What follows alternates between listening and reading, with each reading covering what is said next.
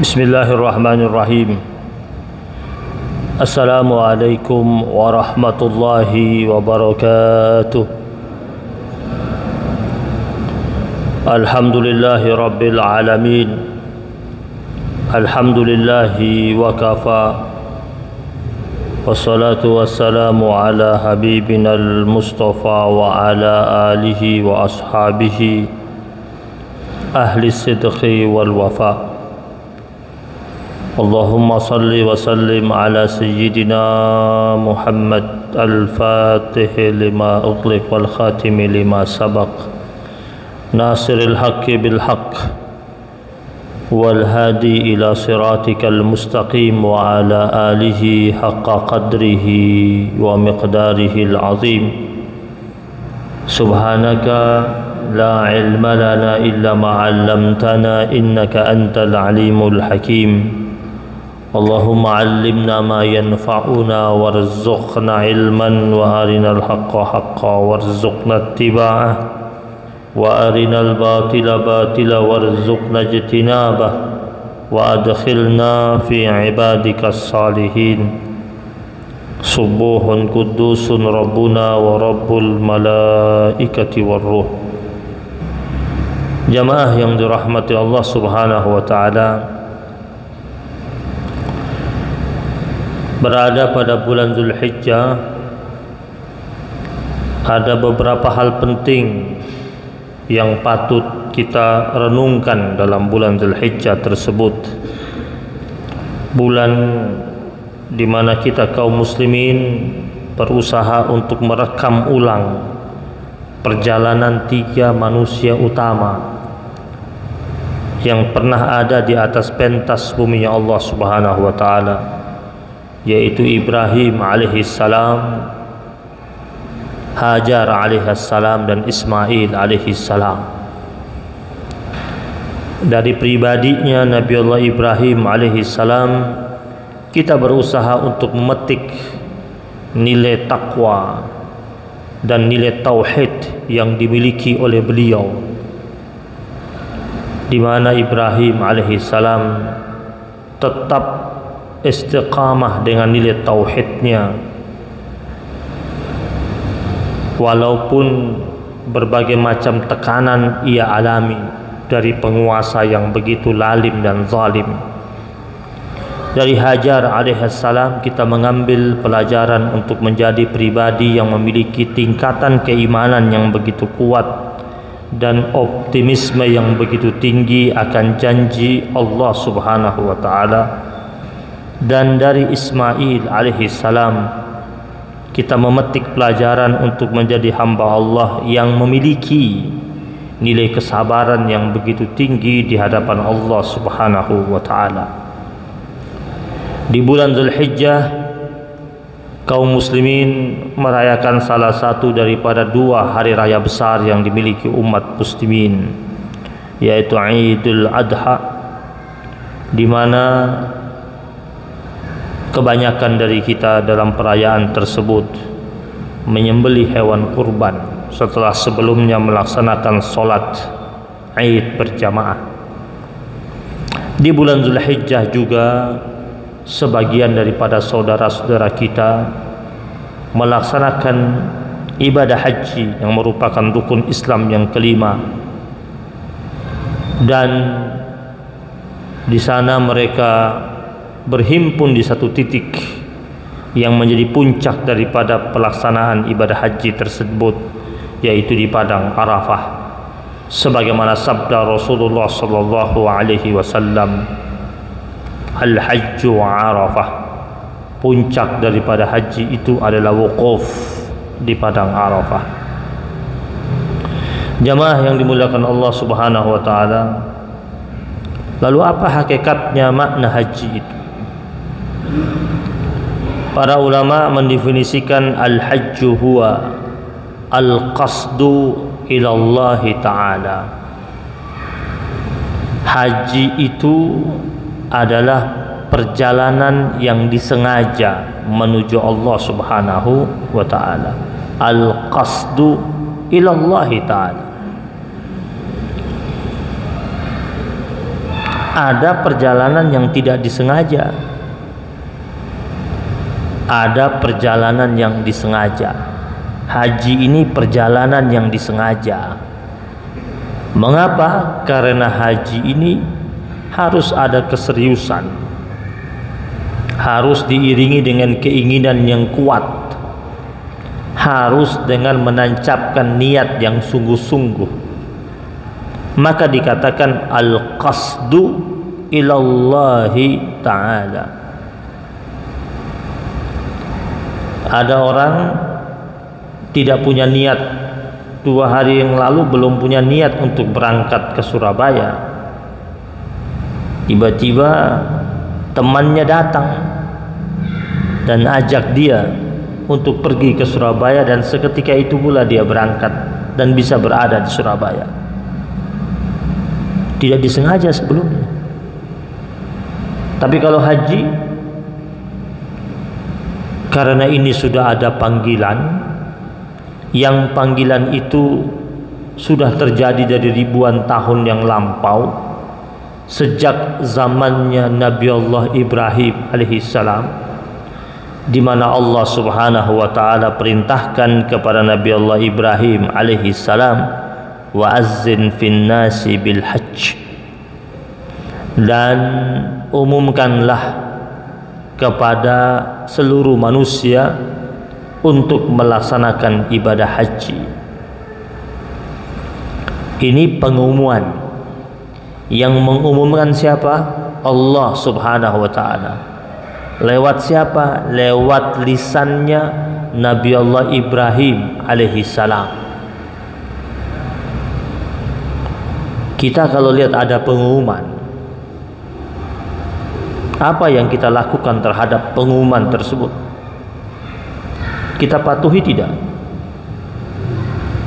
Kita bekerja di sebuah perusahaan yang ada butir-butir pengumuman yang diumumkan oleh HRD perusahaan tersebut. Kira-kira para stafnya mematuhi tidak pengumuman tersebut? Patuhi. Kita berangkat ke bandara, sampai di bandara, di situ kita lihat ada butir-butir pengumuman yang diumumkan oleh pengelola bandara tersebut. Poin 1, 2, 3, kita patuhi tidak? Nah, ini haji, ini Allah yang umumkan. Ya, pencipta kita ini yang umumkan. Berarti serius ini. Ya. Ya. Sama ketika ada perintah itu. Ya. Kan ini Allah kan perintah, wa azzin, dan umumkanlah.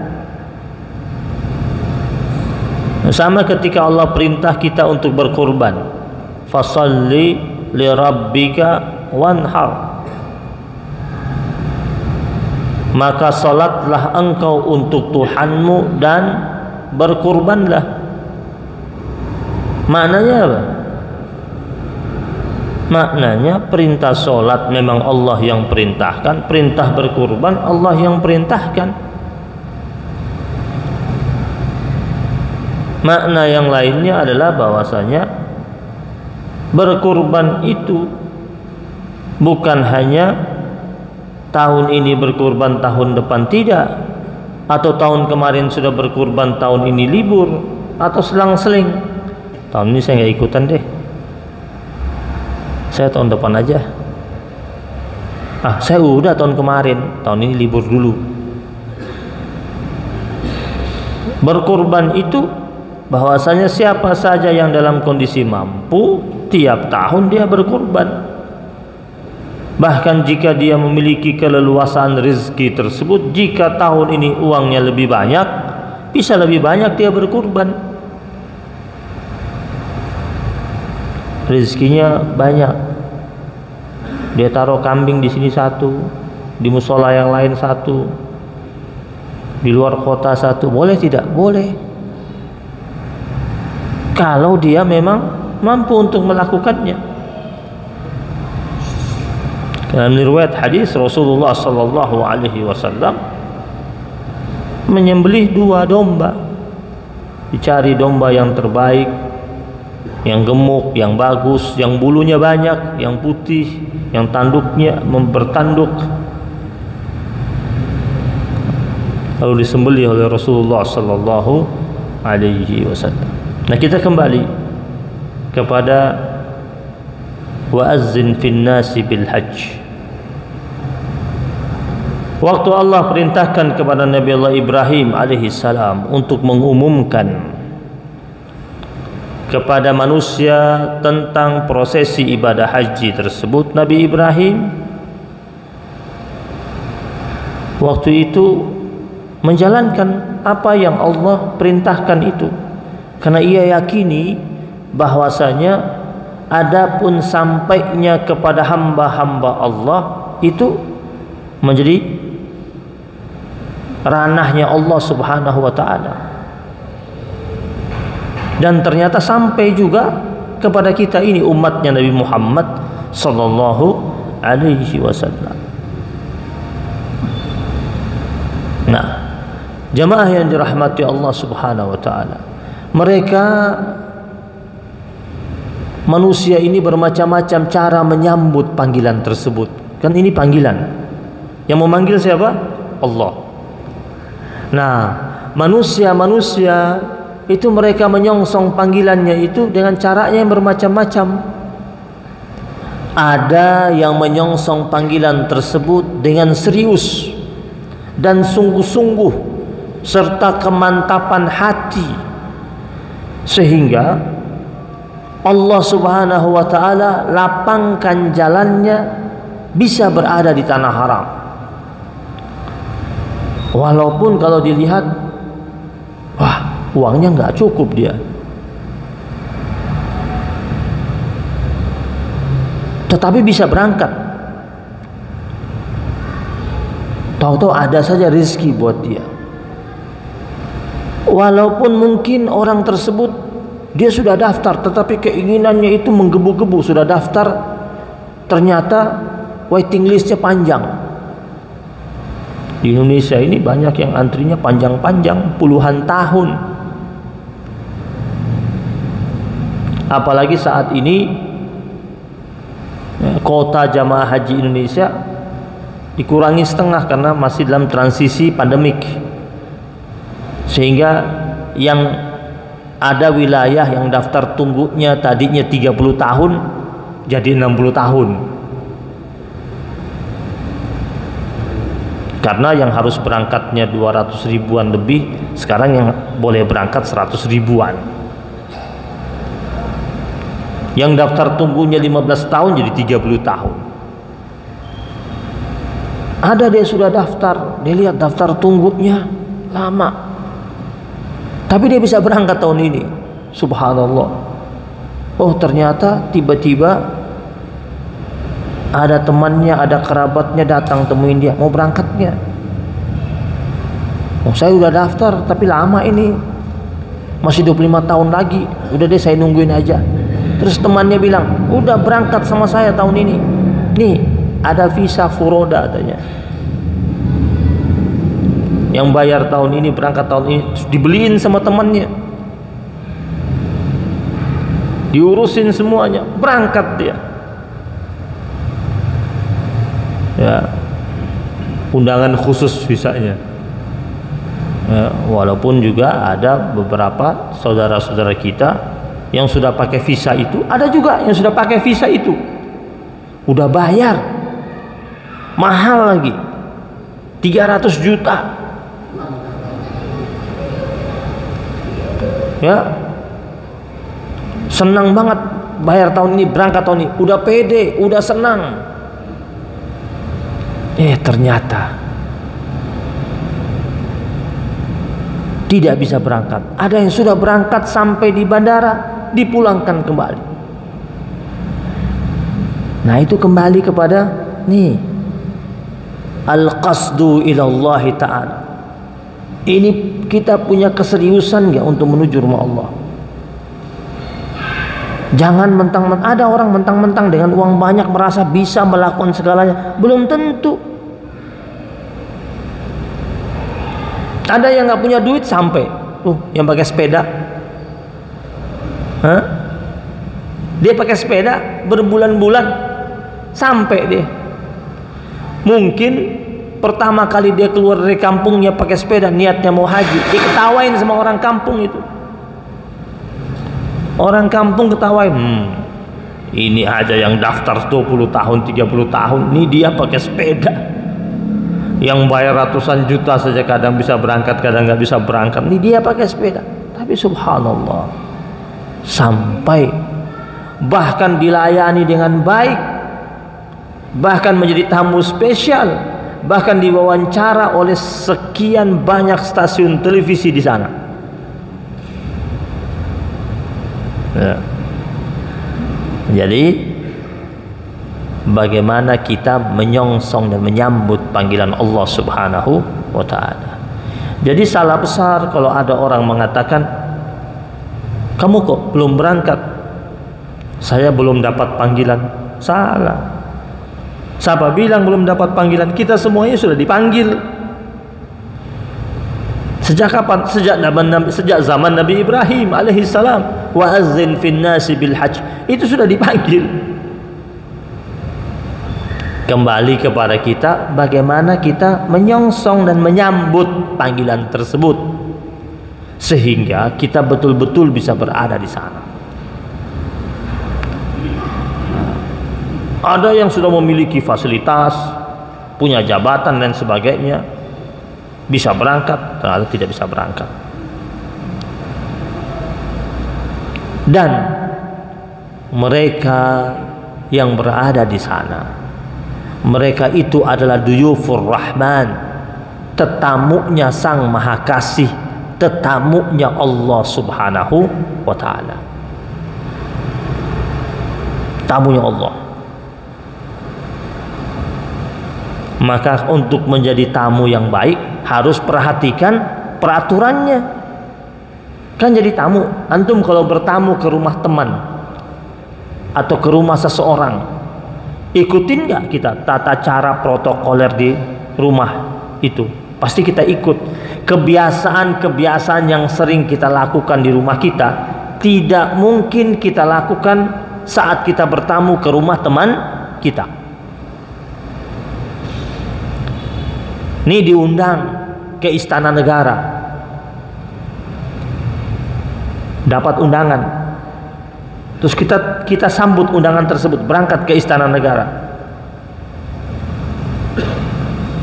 Ada nggak tata cara protokoler yang harus kita lakukan? Ada. Tidak mungkin kita seenaknya ke sana.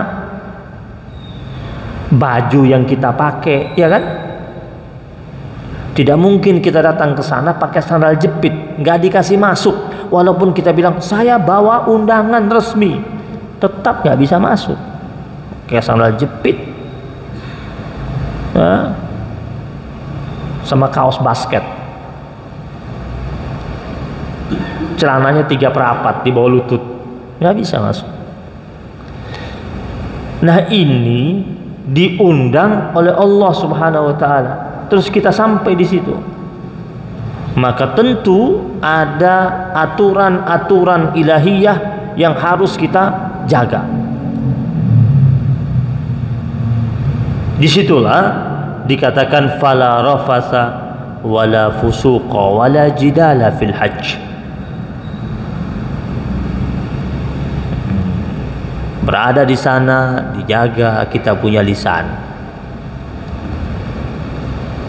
Tidak boleh mengeluarkan kata-kata keji, kotor.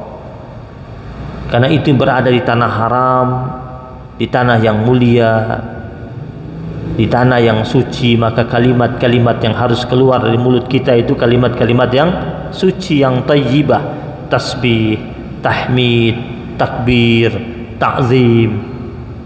Makanya ulama salafus salihin mengatakan, kalau engkau berada di dua tanah haram ini, saat engkau berada di Mekah, perbanyaklah mengucapkan subhanallah walhamdulillah wala ilaha illallah wallahu akbar. Selama berada di Mekah, perbanyak ucapan itu. Dalam kondisi apa saja.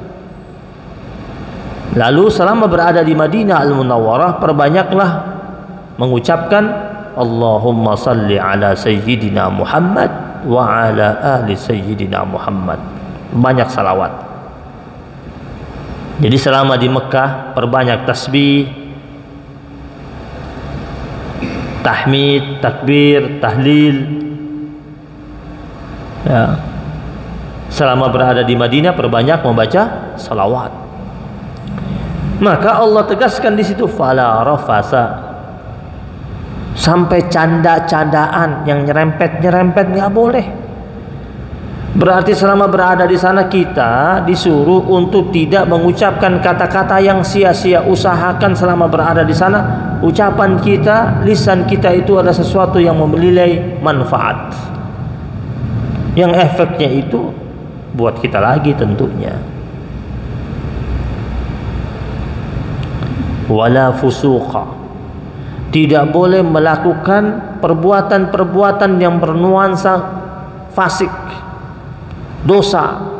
Di Indonesia saja, di negeri kita saja kita tidak boleh berbuat dosa karena tetap saja dicatat perbuatan tersebut oleh malaikat Allah Subhanahu wa taala. Apalagi di sana di tanah haram. Ya, yang kebaikan itu berlipat-lipat pahalanya, dan tentunya kalau kita berbuat dosa berlipat-lipat dosanya, yang akhirnya membuat cacat nilai ibadah kita di tanah haram tersebut akibat kefasikan yang kita kerjakan itu. Wala jidala fil hajj. Ya, nggak boleh buat keributan, huru hara, nggak boleh, harus tenang. Tenang, syahdu.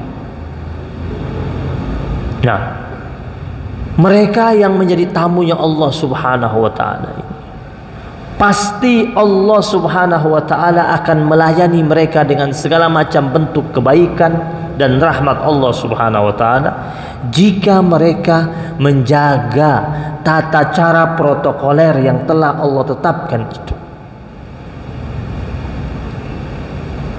Dan lagi-lagi suatu hal yang perlu kita ingat baik-baik, di masyarakat kita itu sering begini, sering dibilang begini. Kalau ada orang mau haji suka dibilang begini sama temannya, ah kamu mau haji, kamu ini kan banyak dosa, suka buat ini buat itu, nanti di sana dapat balasan. Sudah ada yang ngomong gitu. Sehingga akhirnya ada orang yang mau haji jadi takut berangkat haji. Kita harusnya kuatkan orang yang mau berhaji tersebut. Setiap orang pasti punya dosa, pasti dia punya nista. Tetapi kalau dia sudah niat mau berhaji, dia bertobat dan dia berangkat, insya Allah aman. Kan Nabi Ibrahim sudah doa sama Allah, minta sama Allah agar Allah jadikan negeri itu aman. Ya, aman bagi siapa yang masuk di negeri tersebut, aman. Orang yang mendapatkan hukuman di sana itu biasanya dosanya dia buat di sana. Justru kata-kata yang bilang sama orang, kamu ini masih banyak buat dosa di sini, kamu mau berangkat haji nanti kamu ketulak di sana, suka dibilang begitu. Itu sebenarnya ucapan-ucapan setan melalui lisan-lisan manusia yang ingin menggagalkan orang yang mau berangkat haji. Yang kedua, ucapan seperti itu sebenarnya secara tidak langsung memposisikan lemahnya Allah Subhanahu wa taala. Emang Allah tidak bisa balas kita di sini? Pakai nunggu kita di sana? Allah kalau mau hukum hambanya, Allah tidak perlu tunggu di sana. Itu pendosa di mana saja dia berbuat dosa, Allah bisa hukum dia. Terkesan Allah itu seakan-akan ada hamba Allah buat dosa, Allah tunggu dia di sana. Kayak ada anak kecil, dia berantem sama temannya. Dia berantem di sekolahan, dia nggak bisa balas. Terus dia bilang sama temannya sambil nangis, awas lo ya, lu lewat depan rumah gue tungguin lo ya. dia nungguin depan rumahnya, dan dia merasa depan rumah dia. Nah ini kita datang ke Baitullah, ke rumah Allah Subhanahu wa taala, terus Allah nunggu kita di situ untuk balas. Emang Allah tidak bisa balas di sini? Allah bisa balas di mana saja. Jadi jangan gunakan kata-kata itu untuk bikin orang yang mau berangkat jadi down. Allah ini Rahman Rahim, penuh kasih, penuh sayang, ya, menerima kedatangan hamba-hambanya dalam kondisi apapun dia. Nah peraturannya itu dia jaga. Kalau dia langgar peraturan yang 3 itu, fala rafatha wala fusuqa wala jidala fil hajj, nah dia sering dapat akibatnya di sana ketika dia langgar itu. Kalau dia tidak langgar, aman saja. Jemaah yang dimuliakan Allah Subhanahu wa taala. Dalam sebuah hadis Rasulullah sallallahu alaihi wasallam bersabda, "Al-hujjaj wal ummar wafdullah." Orang yang berhaji, orang yang berumrah itu mereka adalah delegasi khususnya Allah Subhanahu wa taala.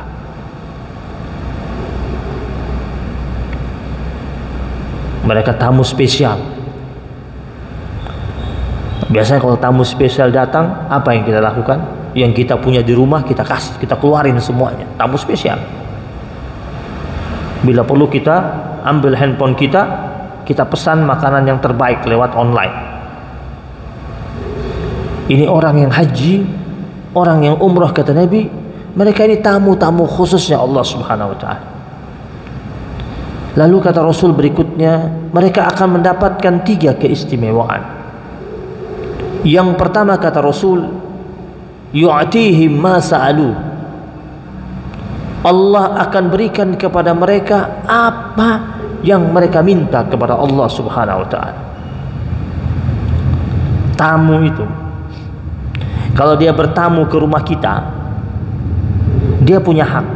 Kita punya kewajiban sebagai tuan rumah, dia punya hak. Apa haknya tamu? Dilayani oleh sahibul bait.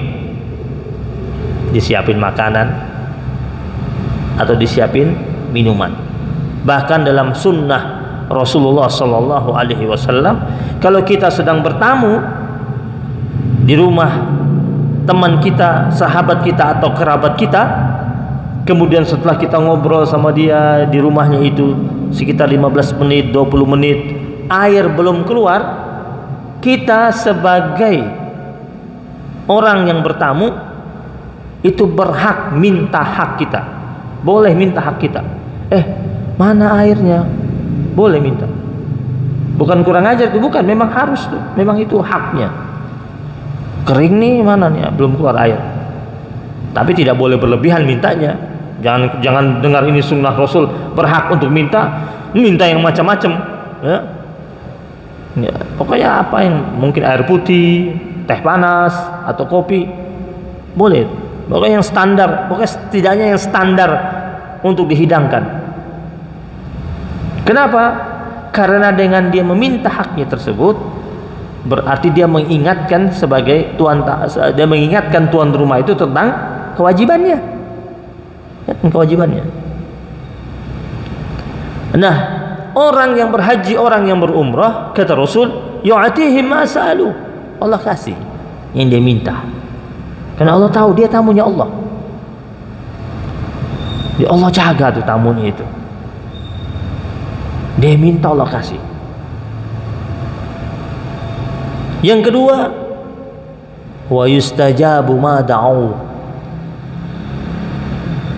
Allah Subhanahu wa taala kabulkan segala macam bentuk permintaannya. Nah, segala macam bentuk doa. Tadi yang pertama permintaan dipenuhi, yang kedua doanya mustajabah. Gimana tidak mustajabah? Dia berada di tanah haram, di tempat yang mulia, di tempat yang memiliki titik-titik mustajabah. Di situ ada area-area yang sangat mustajabah. Di sekitar Ka'bah, di tempat-tempat di sudut-sudut Ka'bah tersebut memiliki nilai-nilai yang mustajabah. Dia berhenti di rukun Yamani, itu mustajabah kalau dia berdoa di situ. Di depan Multazam,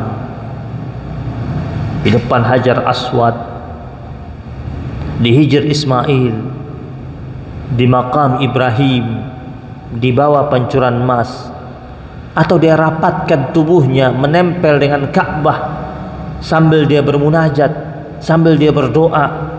Itulah titik-titik yang mustajabah. Jika dia berdoa, Allah penuhi permintaan.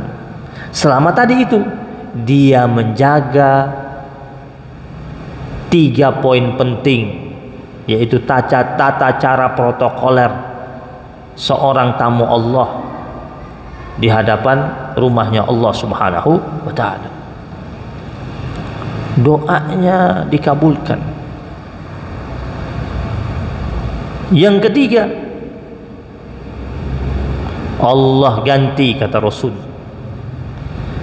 apa yang telah ia keluarkan berbentuk materi, ad-dirham alaf, kata Nabi. 1 dirham diganti 1 juta. Berapa dirham yang sudah keluar? 1 dirham 1 juta. Jadi kelipatannya itu 1 juta. Nah, digantinya ini bisa saja diganti kelipatan tersebut di akhirat, bisa saja diganti kelipatan tersebut di dunia sebelum dia dapatkan lagi di akhirat. Banyak sekali kisah orang yang mengeluarkan uangnya semata-mata untuk berangkat ke tanah haram. Uang yang dia keluarkan diganti oleh Allah Subhanahu wa ta'ala. Bahkan ada yang diganti sebelum dia berangkat, ada yang diganti baru dia bayar, baru dia DP udah langsung diganti. Ada yang diganti ketika dia sudah berada di tanah haram, belum kembali sudah dapat gantinya. Ada yang diganti setelah dia pulang kembali ke tanah air.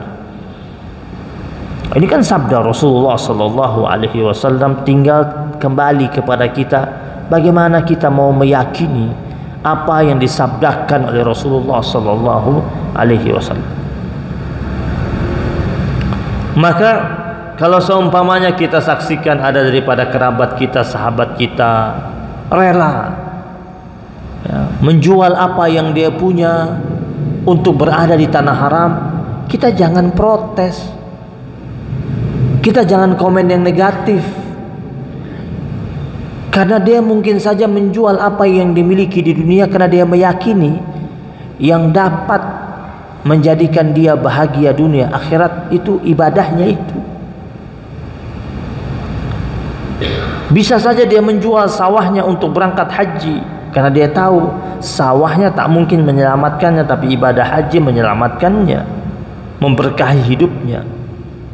Mungkin dia jual kontrakannya, sebagian kontrakannya dia jual semata-mata untuk berangkat haji, karena dia meyakini yang menyelamatkan dia bukan kontrakannya, tapi yang menyelamatkan dia itu ibadah hajinya. Dan bahkan ada orang, dia sudah jual yang dia miliki, Allah ganti lebih banyak lagi. Lebih banyak diganti oleh Allah SWT. Ada banyak kisah kejadian seperti ini. Ada kisah orang tiba-tiba dia ingin berangkat haji, ajak dengan istrinya. Zaman itu haji plus itu masih langsung bisa berangkat. Kalau sekarang haji plus pun ada daftar tunggunya. Zaman itu daftar langsung bisa berangkat haji plus. Kata istrinya mahal haji plusnya, tapi pingin, kata istri, kata suaminya. Akhirnya mereka hitung-hitung yang mereka punya, Rumah belum selesai kredit. Ya. Rumah belum selesai kredit, mobil sudah selesai kredit. Hitung-hitung kita jual mobil, jual rumah katanya. Tapi kreditnya belum selesai, berarti jual rumah, setelah dapat uangnya, lunasi kreditnya, ada sisa sedikit. Sisa sedikit beli tanah. Beli tanah. Mobil sudah jual, daftar haji. Ada uang dari mobil daftar haji, jadi jual rumah, tutup kreditnya, sisanya daftar haji, ada sisa lagi beli tanah.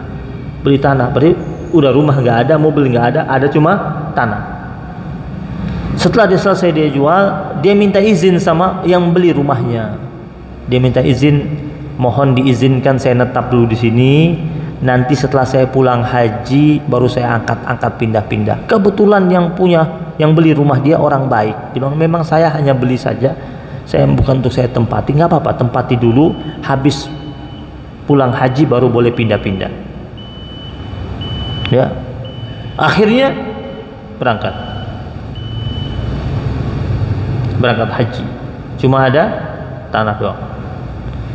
Ini kisah nyata, istri beliau cerita sama saya.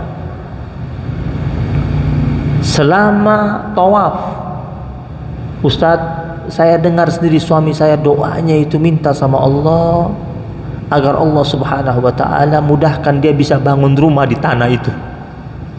Itu aja doanya. Nggak muluk-muluk, tanah itu bisa dia bangun rumah. Udah nggak ada uang.